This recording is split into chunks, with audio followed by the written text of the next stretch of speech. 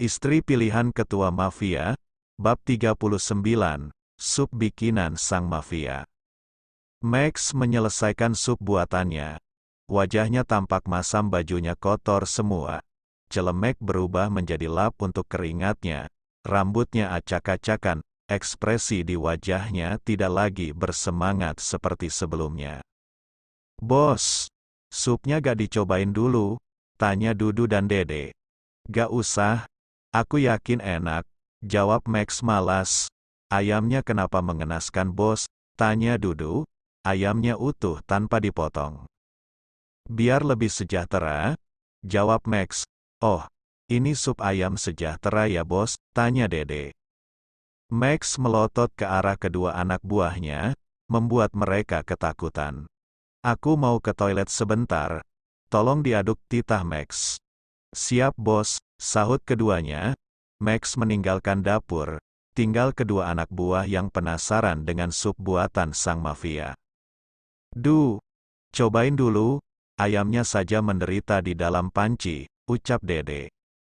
Dudu mengangguk dan mengambil sendok, lalu mencicipi kuah sup ayam sejahtera itu. "Ampun deh, asin banget. Gak sesuai dengan namanya yang sejahtera," ucap Dudu. "Kita kabur yuk, sebelum sesuatu terjadi," sahut Dede. "Iya, perasaanku juga gak enak, petir akan menyambar siang hari deh," jawab Dudu. Mereka berdua meninggalkan dapur daripada disuruh makan sup itu. "Kemana mereka berdua? Baru aku mau memberi mereka 2 mangkuk sup," ucap Max. Dia tidak melihat kedua anak buahnya ada di dapur. Kemudian Max membawa semangkuk menuju lantai atas. Dengan langkah kaki yang begitu ringan dia masuk ke dalam kamar Taren. Di dalam ada Diandra yang sedang duduk menemani adiknya. "Aku bawa sup pesananmu, apalagi yang harus kulakukan?" tanya Max pada Taren. Baru kali ini dia harus mengikuti permintaan Taren, biasanya juga dia yang menyuruh Taren.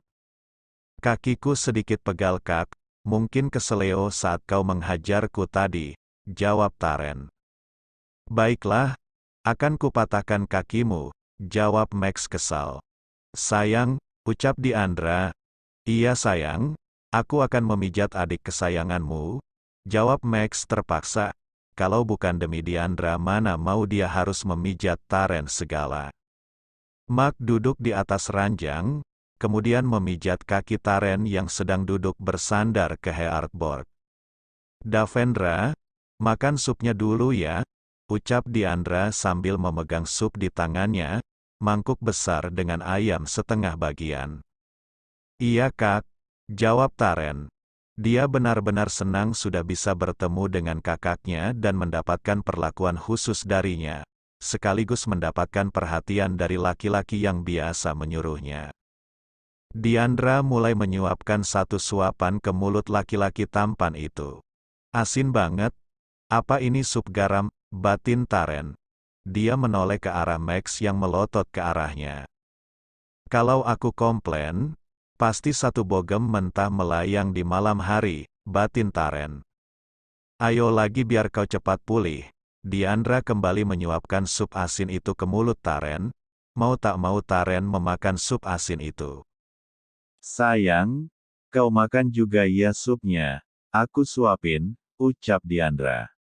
Dia ingin perhatian pada adik dan suaminya secara bersamaan, biar tidak ada yang merasa dibeda-bedakan.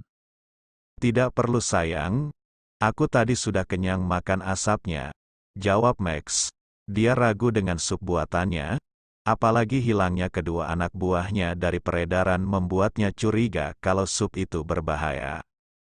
"Tidak usah sungkan Kak, itu tanda cinta dari kakakku untukmu," ucap Taren.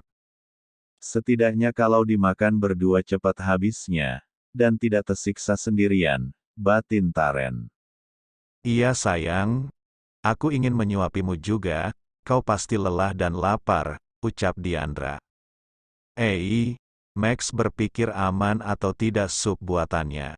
Diandra menyendokkan satu suapan ke mulut Max. Laki-laki bertato singa di lehernya itu merasakan sup yang ada di mulutnya.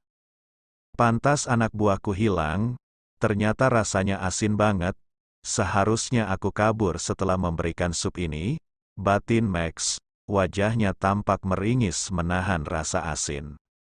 Sayang, supnya enak, tanya Diandra penasaran.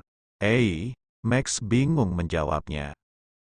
Begitulah Kak, amazing, jawab Taren.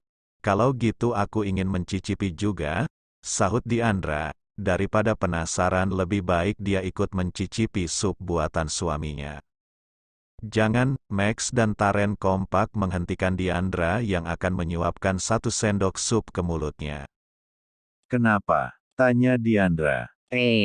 Mereka berdua bingung. Keduanya langsung mengambil mangkuk yang ada di tangan Diandra. Tangan mereka berdua saling memegang mangkuk putih itu. Aku yang akan memakannya, ucap Max. Aku saja, sahut Taren.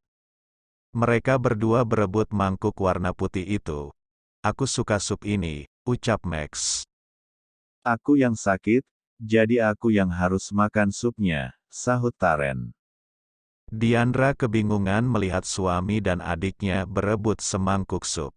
Kalau gitu kau saja yang habiskan, aku ikhlas, ucap Max. Tidak, aku adik ipar, jadi kurelakan sup ini untuk menghormatimu, sahut Taren. Mereka berdua justru saling menawarkan sup itu satu sama lain setelah berebut sup itu. Kau saja, aku sudah kenyang, ucap Max. Kakak saja, aku sayang padamu, sahut Taren. Diandra pusing melihat mereka berdua saling menyodorkan sup itu satu sama lain. Kemudian dia mengambil mangkuk sup itu. Ya udah aku saja yang makan supnya, ucap Diandra. Jangan, ucap keduanya kompak. Loh, tadi kalian gak mau kan, sahut Diandra. Bergegas Max dan Taren mengambil mangkuk sup itu, mereka berdua segera memakan sup itu bersamaan saling suap menyuapi satu sama lain. Asin, batin Taren.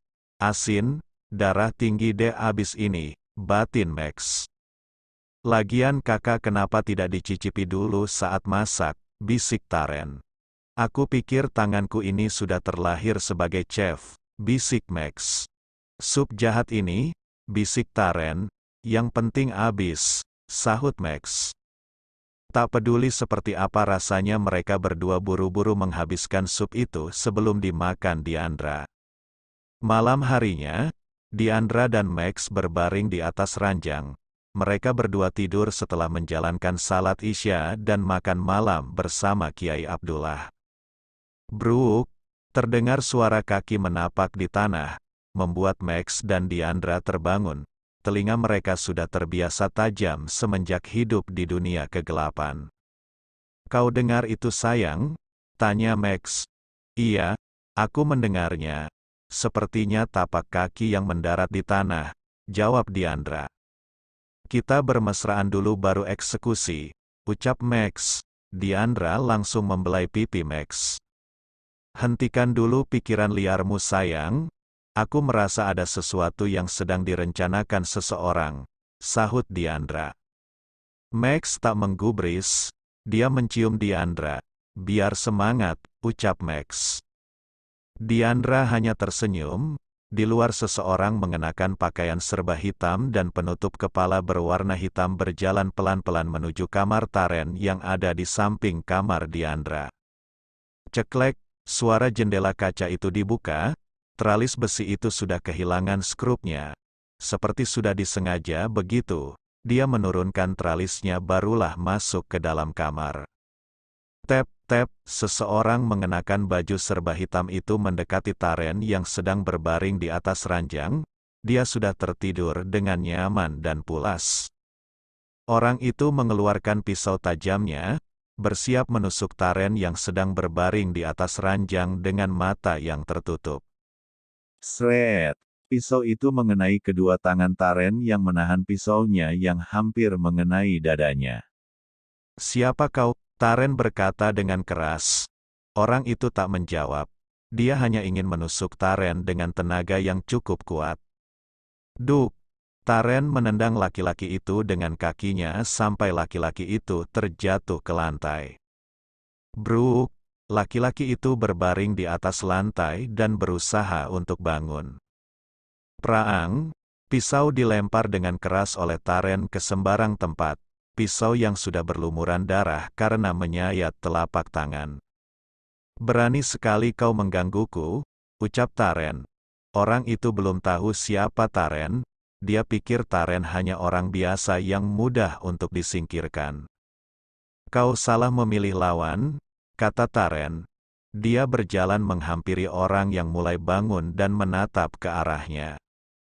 Pengecut, kau tidak berani menunjukkan seperti apa wajahmu, cerca Taren.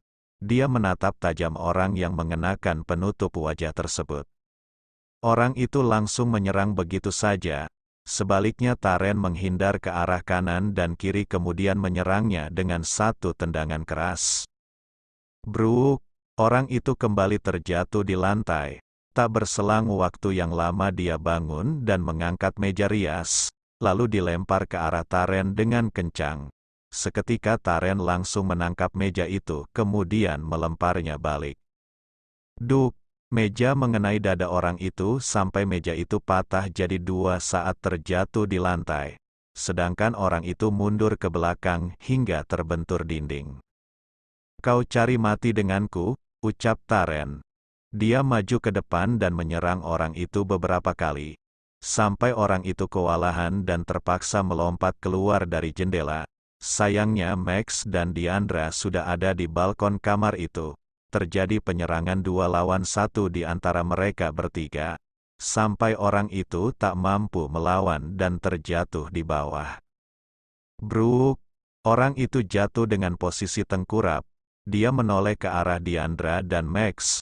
Dia tahu mereka berdua bukan lawannya. Itu sebabnya dia buru-buru bangun dan melompat dari lantai 2. Bruk! Orang itu kesakitan tapi dia tidak ingin mati sia-sia. Dia berlari secepat mungkin meninggalkan tempat itu. Disusul Diandra dan Max yang turun ke bawah dengan tali, mereka mengejar orang yang mengenakan pakaian serba hitam itu. Melewati koridor bahkan beberapa kelas di pesantren sampai dia menghilang begitu saja. Sayang, dia kemana? Tanya Max. Nafasnya ngos-ngosan berlari sejak tadi mengejar orang itu. Aku yakin orang itu ada di sini. Tidak mungkin dia keluar lewat depan dengan kondisinya yang terluka, jawab Diandra. Kalau gitu kita bunuh dia, ucap Max. Kita hanya boleh melumpuhkannya dan menangkapnya, sahut Diandra. Semenjak hijrah dia sudah berjanji untuk tidak lagi membunuh siapapun. Iya sayang, sahut Max.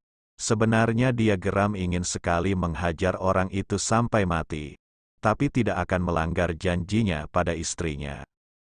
Mana orang itu kak? Ucap Taren yang baru saja bergabung. Dia kabur, tapi aku yakin dia ada di sini, jawab Diandra. Apa kita geledah satu persatu ruangan di sini? Tanya Taren. Jangan, ini pesantren. Kita harus membuat tempat ini aman dan nyaman, bukan menakutkan dan berbahaya, jawab Diandra. Taren mengangguk. Max memperhatikan seseorang yang sedang berjalan tak jauh darinya. Dia langsung berlari dan menghampiri orang itu. Siapa kau? Tanya Max. Semalam itu ada orang yang berjalan di koridor sendirian. Dia berdiri membelakangi Max. Bersambung.